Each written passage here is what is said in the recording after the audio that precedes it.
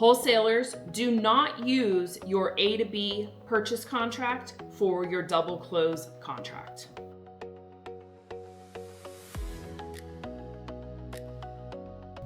What's up? I'm KB and I've been closing deals for over 20 years.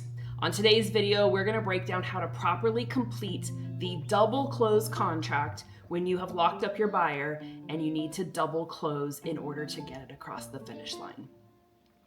Now, what is a double close contract? It's basically a version of your wholesale contract, but tweaked so that it is advantageous towards you now as the seller on the B to C. So remember, for a double close, you have an A to B and a B to C. In the A to B, you are the buyer, and in the B to C, you are the seller selling to your end buyer. This is considered, I can't talk today. This is considered two closings.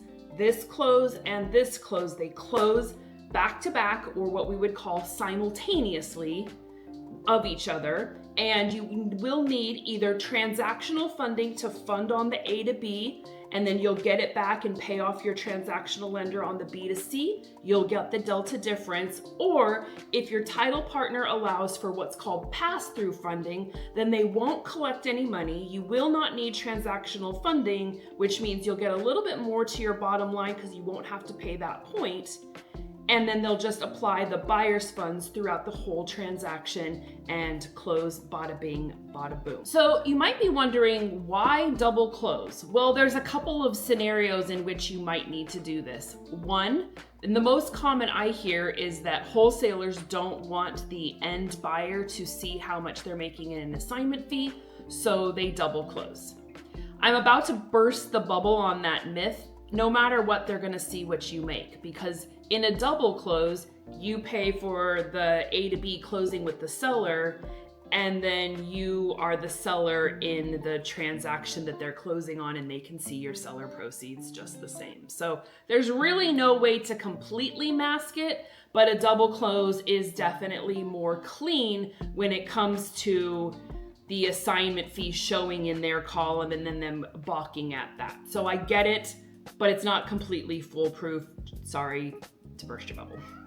The other reason that it's done is that maybe you're in a state where you took this to a market, right? You went to the MLS to market to an end buyer, and you didn't want to do a novation of contract, and they would not convert to an assignment contract from your marketing strategy. So you double close because they're getting a conventional loan, or they're paying cash, but their agent or themselves would not agree to an assignment contract.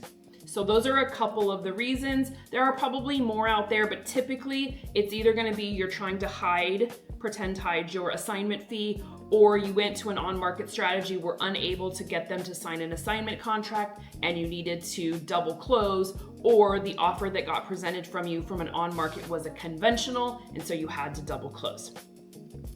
A double close does not work if the buyer offer that you are presented is an FHA offer. Because of the FHA flip law, you would have to actually hold the property for the 90 days or the 6 months, depending on what the lender's requirements are, and then you would be able to list the property and resell it. So if you have an FHA offer, a double close is never going to work.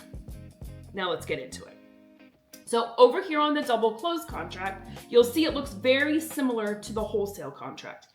The difference is that the seller in this contract is now you. So I am the buyer, I buy homes, and now I am the seller.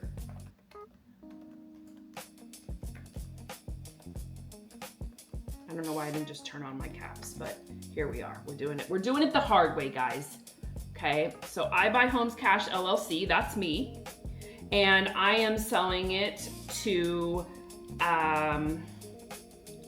TTT Homes LLC. Okay, that is my assignee who's actually my double close. So they are my buyer.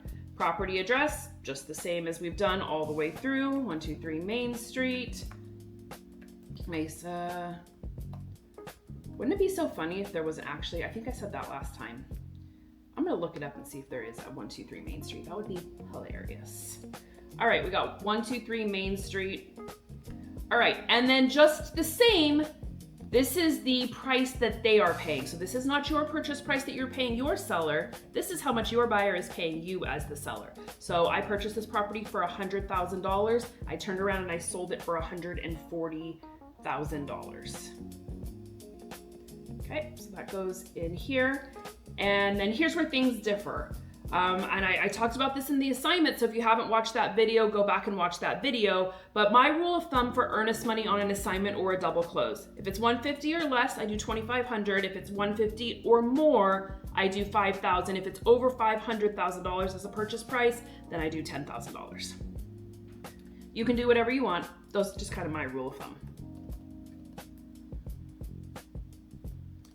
Okay, so 2,500. Oh, and this means I actually have to do good math. Yikes.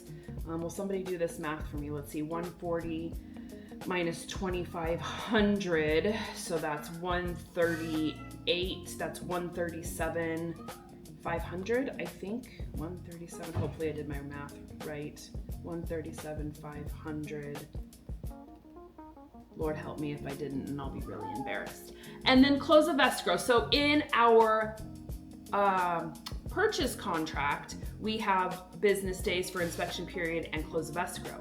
Much like the assignment where we don't offer an inspection period for the end buyer, we do the same on the double close contract. So for this standard contract, I would set a hard close of escrow. I like to do 14 or 15 business days, and so I would figure that out. So at this point, it's April 11th, so I'm gonna say we're gonna do, I don't know, we'll go we'll type it out actually, April 21st. Hopefully that's not a weekend. I'm not looking at a calendar right now. 2026. We'll fill that in here. Okay. Now, really quick caveat, pro tip, KB tip, if you will. Sometimes in your double close contract is actually going to be that on-market contract. So this double close contract is what you would use if it was kind of like an assignee, but you were trying to hide the assignment fee, or for whatever reason they didn't want to close on an assignment, or they were using a hard money lender and that hard money lender would not allow assignment but would fund on a double close, then you would use this type of contract. But if you go on the market and you are presented a purchase offer from a buyer or a buyer's agent, that agent is going to prepare an on-market contract in where you will be listed as the seller and they will be listed as the buyer, and then you just need to review that contract. So this contract is only used when you need to create the double close contract. That is a super important tip. Take note. All right, back down to earnest money. So again, we're gonna identify that my title partner is my title company. And then the due date for that earnest money. So today is the 10th, it's a Saturday, so I'm going to make earnest money be due by Monday. That is April 13th, 2026. Okay, and then that is it. We would put any additional terms here, and then we would sign just as we have in all the other ones. This formatting is really messed up here on this contract. Who did this? Probably me. All right, well, let's clean this up here. So this is gonna be Kirsten. Thanks. Member. I do not know how this got so screwed up here. I will have to have this fixed in my copy. Maybe it's because I converted it. And then the buyer would be over here. Let's just say their name was James Smith, member. And there you have it. So, couple of things on this contract. One, you still have the identification of who pays closing costs.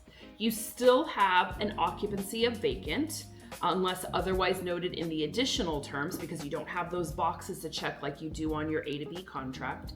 You have a hard close of escrow date, you have a set earnest money amount, and you have a set deadline. So all of the things that you would have in your assignment contract are here just the same, but you're in a double close contract. The contract is slanted towards you. You are more protected as the seller in this versus the wholesaler in the A to B. If you don't have a double close contract, or you want to upgrade to the version that we've gone through today, I offer a full contract bundle, which includes this double close contract, my assignment contract, and that A to B contract, plus a script and a cheat sheet, all for the low price of $449.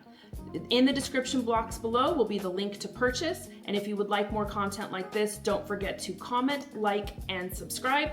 And if you want to get notified when new content drops, please hit the bell. We'll see you on the next one. Love you, mean it.